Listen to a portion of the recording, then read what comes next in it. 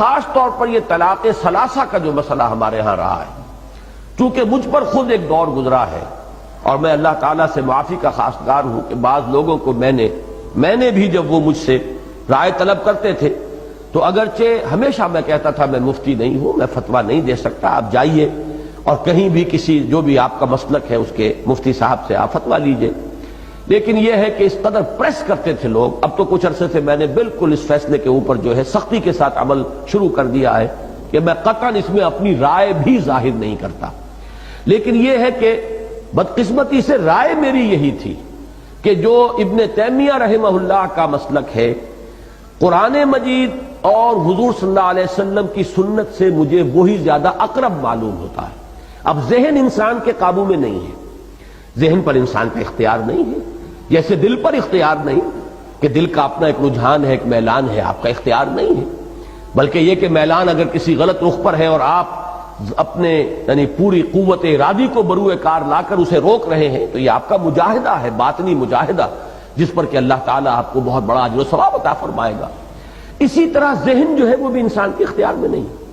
ذہن میرا یہی رہا۔ مجھے جب یہ معلوم ہوا کہ چاروں ائمہ ہمارے یعنی چاروں فقہی مسلک جو ہیں، احناف بھی اور حنابلہ بھی اور شوافع بھی اور مالکیہ بھی، سب کا متفق علیہ مسلک یہی ہے کہ جب 3 طلاقیں ہو جائیں چاہے وہ ایک ہی بار دی گئی ہو تو وہ طلاق مغلظ ہے، اگرچہ بہت بری ہے، بہت ناپسندیدہ ہے، بہت ہی مکروہ ہے، اور اس پر حضرت عمر رضی اللہ تعالیٰ عنہ کا عمل یہ تھا کہ جو شخص یہ کرتا تھا اسے پھر کوڑے لگواتے تھے، لیکن یہ کہ طلاق نافذ ہو جاتی ہے۔ اب اس میں سامنے بات آتی تھی عقلی اعتبار سے کہ اتنا نازک معاملہ، خاندانوں کی تباہی اور بربادی، ایک انسان شدید غصے کے عالم کے اندر وہ کہہ بیٹھا ہے، تو کیا یہ چیز ایسی ہے کہ جس پر اس قدر سخت موقف اختیار کیا جائے؟ اب چونکہ معلوم ہوا ابن تیمیہ کا بہت اونچا مقام ہے میری نگاہ میں، بہت بلند مقام ہے، وہ خاص طور پر قرآن مجید کی حکمت کے بہت بڑے عالم ہیں، پھر سنت و سیرت کا ان کا مطالعہ بڑا گہرا ہے، اس معاملے میں ان کی رائے ایک شاذ تھی۔ میرا گمان یہ تھا کہ کسی نہ کسی اور کی بھی ہوگی، ان تمام جو مکاتب اربعہ ہیں ہمارے فقہ کے، ان میں سے کسی کی اور رائے بھی ہو، تبھی تو اہل حدیث حضرات کی یہ رائے ہے۔ لیکن بعد میں مجھے معلوم ہوا کہ نہیں، یہ اہل حدیث حضرات یہ سند لیتے ہیں صرف امام ابن تیمیہ رحمہ اللہ کی رائے سے، باقی چاروں جو ہمارے مکاتب فقہ اہل سنت کے وہ متفق ہیں اس پر کہ 3 طلاقیں جو ہیں وہ اگر بیک وقت دی جائیں تو وہ 3 ہی شمار ہوں گی اور وہ طلاق مغلظ ہو جائے گی، کہ اب ان دونوں کے درمیان نہ رجوع کا کوئی امکان، نہ عدت میں رجوع، نہ عدت کے ختم ہونے کے بعد نکاح ثانی، جب تک کہ اس عورت کا نکاح کسی اور مرد سے نہ ہو، اور پھر وہ مرد بھی اپنی آزاد مرضی سے جب چاہے کبھی اگر طلاق دے دے تو پھر واپس رجوع کر سکیں گے، یہ سابقہ شوہر کے ساتھ اس عورت کا نکاح ہو سکے گا۔ اب اس پر لوگ روتے ہیں، چلاتے ہیں، وہ طرح طرح سے ادھر جا ادھر جا، اور اندیشہ یہ ہو جاتا تھا کہیں، چونکہ شیعہ مکتب فکر بھی یہی ہے، اور میرے علم میں بہت سے لوگ اسی بات پر شیعہ ہو گئے، بہت سے جو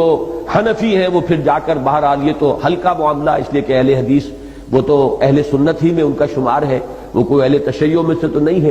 کچھ لوگ جنہیں یہ معلوم نہیں ہوتا کہ وہ اہل سنت میں سے بھی ایک گروہ ہے کہ جو اس کے حق میں فتویٰ دے دیتا ہے، اگر ان کے علم میں ہے کہ ہمارا مسئلہ حل ہوتا ہے صرف اہل تشیع کے ہاں، تو شیعہ ہو گئے۔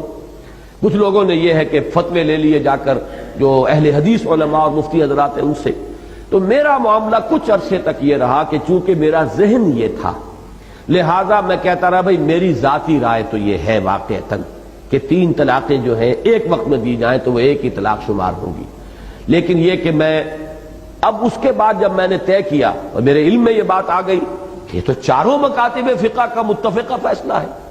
تو پھر میں نے طے کر لیا تھا کہ میں ذاتی رائے بھی کسی کے سامنے پیش نہیں کروں گا، اور میں نے اس کے بعد الحمدللہ کہ کسی کو ذاتی رائے نہیں دی، بہت ہی بلنٹلی میں کہتا رہا ہوں کہ نہیں، میرا اس معاملے کے اندر میں آپ کو نہ اپنی ذاتی رائے بتاؤں گا نہ میرا کوئی فتویٰ، جائیے اور فتویٰ لیجئے، جس پر بھی آپ کا دل ٹھکتا ہو فتویٰ لے لیجئے۔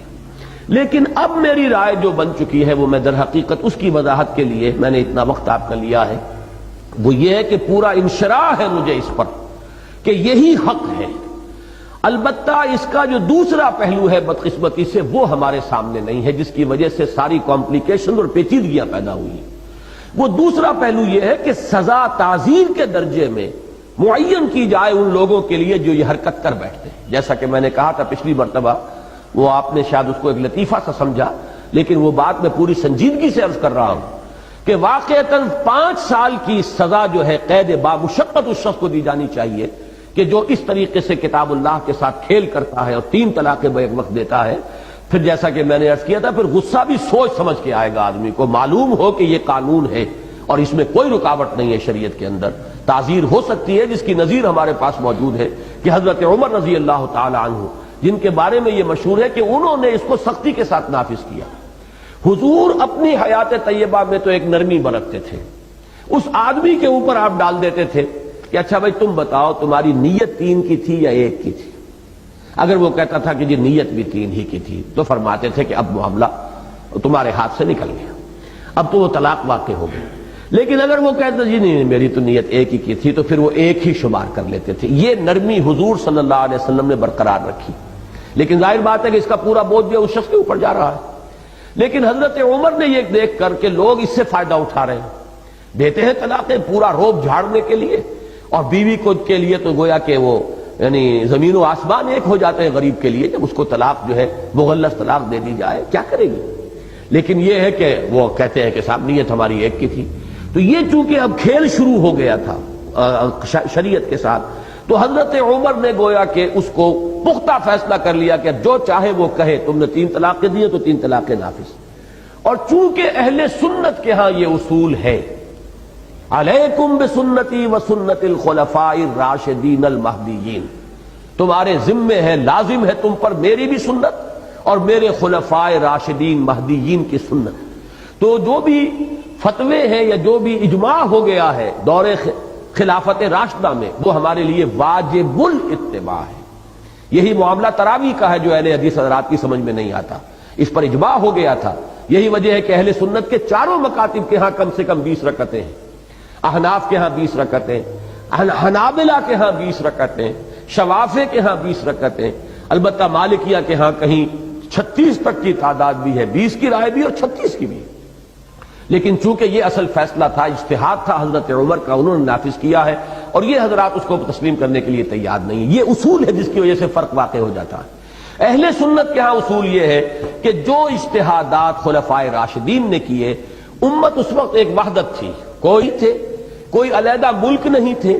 پوری امت مسلمہ ایک وحدت تھی۔ اس کو جب قبول کر لیا گیا تو وہ اجماع ہے، اور وہ اجماع اب لازم ہے کہ اس کی پابندی کی جائے۔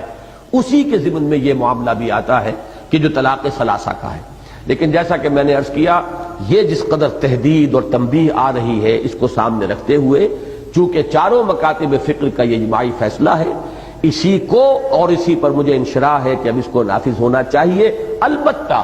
جو خرابیاں پیدا ہو رہی ہیں ان کا سد باب اس طور سے ہو سکتا ہے کہ اس کے ساتھ تعزیر ہو، جو 3 طلاقیں بیک وقت دیں انہیں کوئی سخت سزا دی جائے، تاکہ پھر لوگ جو ہے